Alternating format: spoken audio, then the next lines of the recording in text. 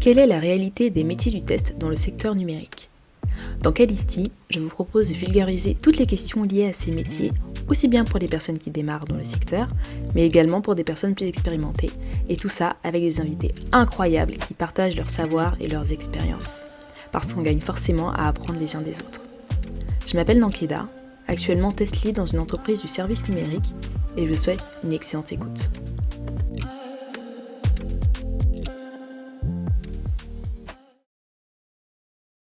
Bonjour à tous, j'espère que vous allez bien. Ça y est, c'est le mois de septembre, c'est reparti pour une année. Alors, mois de septembre, c'est souvent synonyme de reprise scolaire, professionnelle, week-end d'intégration pour les étudiants, séminaire professionnel, la saison des salons pro va démarrer, et puis on décide de se remettre au sport. Hein, on vous voit, on vous connaît, ceux qui démarrent en septembre ou ceux qui démarrent en janvier. Et puis on commence une nouvelle activité artistique. En tout cas, j'espère que vous avez passé de bonnes vacances et que vous êtes suffisamment reposés pour pouvoir repartir sur toutes vos activités.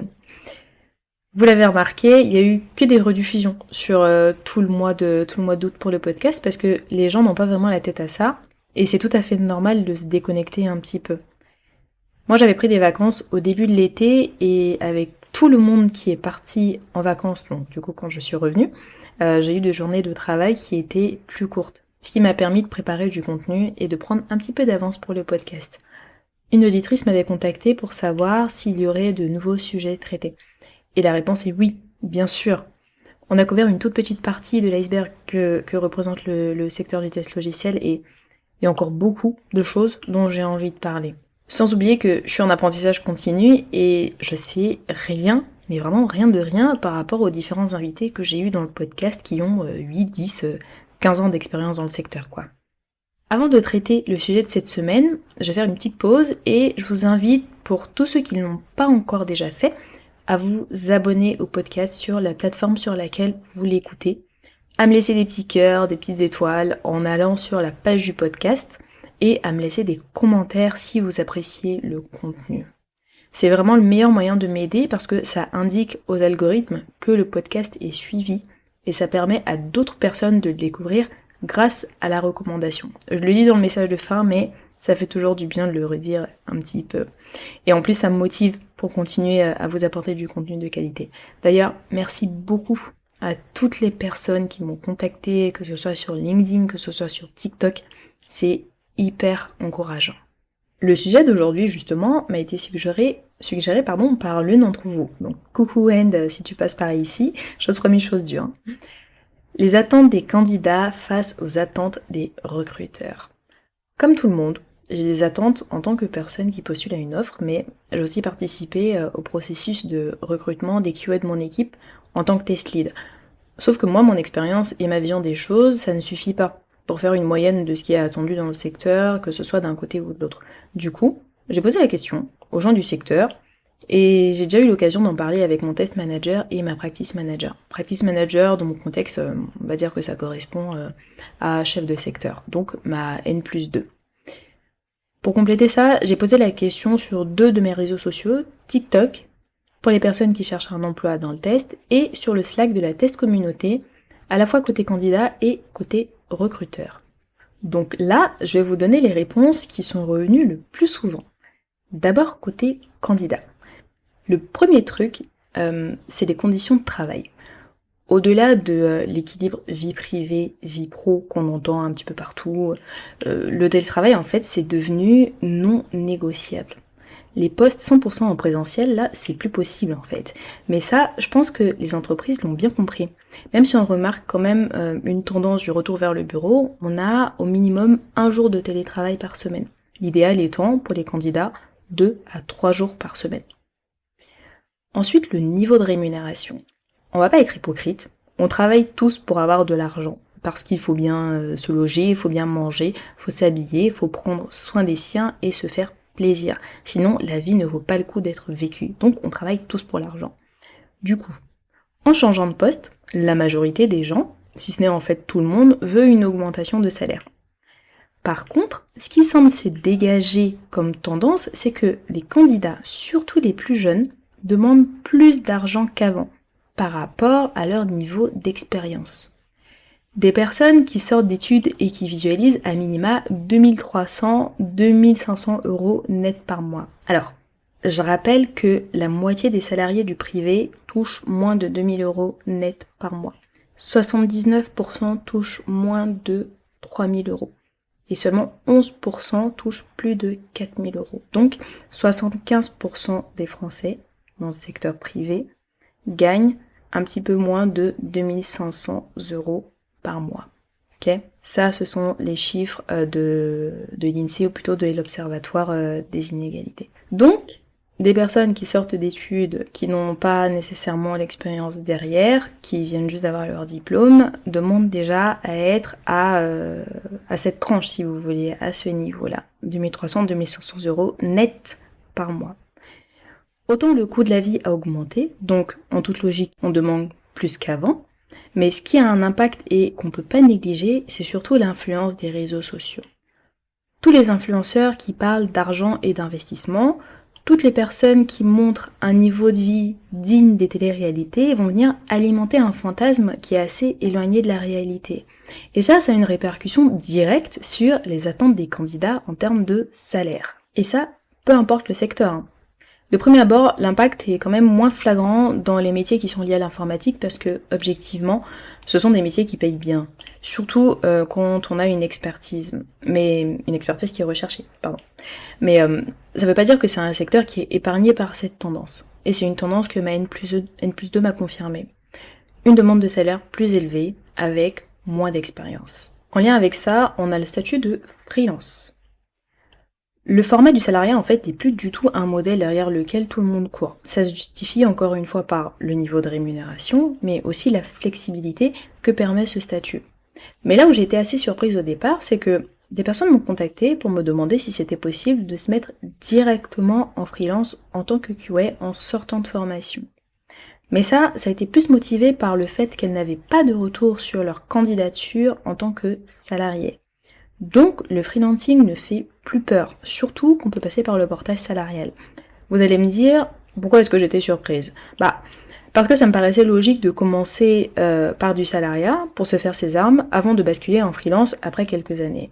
J'ai peut-être une vision qui est trop traditionnelle, mais pour le coup, moi ça me paraissait assez logique. Là, il n'y a pas de période de transition du tout. Formation, freelance. Après, honnêtement, chacun voit midi à sa porte. Si une personne considère qu'elle aura plus de chance dans sa carrière professionnelle et plus d'opportunités comme ça, comme on dit, vaut mieux essayer plutôt que de mourir idiot ou d'avoir des regrets. Après, je pense quand même qu'il faut avoir un minimum de discipline et une stratégie très claire.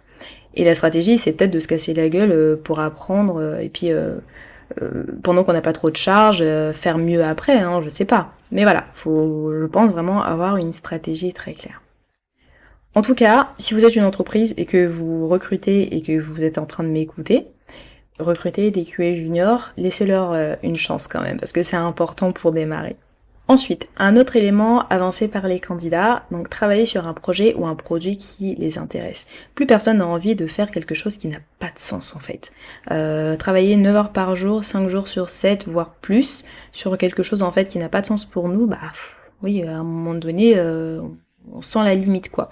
Donc la recherche de sens, c'est pas juste des paroles en l'air, c'est réel, il y a une vraie demande derrière. Dernier élément côté candidat, la RSE et la culture d'entreprise qui sont scrutées.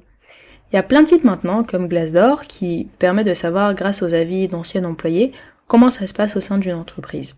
Et si ces avis sont négatifs, à moins d'avoir une aura comme le secteur du luxe ou de la haute couture, ça démotive quand même pas mal les candidats. Donc, en tant qu'entreprise, attention à la e-réputation. Quoique maintenant, on est en 2003, je pense que les entreprises l'ont bien compris. S'il y en a qui n'ont pas compris ça, aïe, vraiment aïe aïe aïe. Maintenant, côté recruteur. Le premier élément, savoir travailler en équipe. Ça, c'est pas propre au test, mais c'est ce qui est revenu dans les réponses que j'ai eues des professionnels du test. En même temps, moi, ça me paraît logique. On travaille pas tout seul dans son coin quand on bosse sur des logiciels. Il y a les autres testeurs, il y a des développeurs, des business analysts, des PO, des PM, etc. Et faut pouvoir échanger avec tout ce beau monde pour faire avancer le schmilblick. Donc, le travail d'équipe, c'est très important. Deuxième élément, esprit critique / remise en question. Quelqu'un qui est trop sûr de lui va avoir tendance en fait à faire fuir les recruteurs. Parce que ça va donner le signal que la personne en face ne se remet pas en question facilement, surtout si elle est amenée à faire des erreurs. Vous me direz, c'est possible d'être sûr de soi et de reconnaître ses erreurs, hein. Et je vous répondrai, oui, vous avez raison, parce que l'un n'empêche pas l'autre, oui. Mais ici, c'est plutôt l'aspect questionnement, en fait, la curiosité et le doute qui sont recherchés. Parce que ça permet simplement de progresser et de ne pas rester sur ses acquis. Comme à l'école, on pose des questions et on apprend plus. Du coup, c'est lié au troisième élément qui est avancé par ceux qui recrutent, l'envie d'apprendre et de progresser. Un recruteur préférera quelqu'un qui est plutôt dans cet état d'esprit-là, avec quelqu'un de fermé qui veut juste appliquer ce qu'il maîtrise et basta. Quatrième et cinquième élément, je les mets ensemble, je considère que ça va ensemble, être proactif et autonome. Et non, l'autonomie, ça va pas du tout à l'encontre du travail d'équipe. Au contraire, si on est autonome sur ses tâches, ce sera beaucoup plus simple de travailler en équipe, parce que on fera avancer notre brique, chacun fera avancer la brique et ensuite on se rejoindra pour voir ce qu'on a construit ensemble. Je sais pas si vous avez remarqué, mais je n'ai pas parlé de hard skills. D'après moi, tout ce que je viens de citer là, donc les retours que j'ai eus, ce ne sont que des soft skills qui vont permettre soit de se différencier d'un autre candidat, soit un recruteur de différencier un candidat d'un autre pour un poste. Si vous n'êtes pas fou ou si vous n'êtes pas folle, vous n'allez pas postuler pour une offre qui demande 5 ans d'expérience alors que vous en avez une année, vous avez compris. Par contre, à partir du moment où vous maîtrisez les outils et les méthodologies qui sont demandées pour le poste, et ça c'est à vous de vous approprier ces outils, à partir du moment où vous avez une maîtrise de ces outils, vous pouvez vous distinguer par les éléments que j'ai cités plus haut. En tout cas, ce qui est demandé par les recruteurs, à savoir le travail d'équipe, la capacité à travailler en équipe, l'esprit critique et l'envie d'apprendre. Sans oublier évidemment le fait d'être autonome et proactif. Donc, voilà pour cette semaine. Est-ce que vous avez appris des choses? Est-ce que vous vous y attendiez? Est-ce que vous avez été surpris ou pas? Honnêtement, moi j'ai l'impression que ça bouge pas énormément en fait. On a des attentes candidats qui vont évoluer et pour le coup le pouvoir est peut-être plus de leur côté aujourd'hui que du côté des recruteurs. Mais hormis ça en fait, on demande surtout à avoir quelqu'un qui a une tête bien faite et en face le salarié demande surtout à avoir en fait un environnement dans lequel il est bien, dans lequel il va pouvoir évoluer et puis d'être rémunéré à sa juste valeur si vous voulez. Donc j'ai pas vraiment l'impression que ça change énormément, mais on distingue quand même des petites tendances à gauche et à droite. Voilà. Donc écoutez, dites-moi ce que vous en pensez et puis on se retrouve sur les réseaux sociaux pour continuer la discussion. Si vous avez écouté jusqu'ici, déjà, merci beaucoup. Je termine cet épisode par une petite annonce sur la Paris Test Conf. Alors, la prochaine édition aura lieu dans un mois, le 10 octobre, à la Maison des Associations dans le 13e arrondissement de Paris. Si vous suivez le podcast, on en a déjà parlé par-ci, par-là, mais au cas où l'information vous aurait échappé, la Paris Test Conf, c'est en fait un rendez-vous annuel qui réunit des professionnels de la qualité de la région parisienne, mais pas que. C'est l'occasion notamment d'assister à des conférences où les différents intervenants vont partager leurs connaissances et puis leurs expériences sur des sujets variés, forcément en lien avec la qualité logicielle. Et pour ceux qui le souhaitent, c'est aussi l'occasion de réseauter. C'est un événement payant, mais organisé par une association de passionnés, donc à but non lucratif. C'est important de le préciser. Évidemment, je mets le lien dans la description de l'épisode. Et puis voilà. Si vous avez aimé ce que vous avez entendu, parlez-en autour de vous.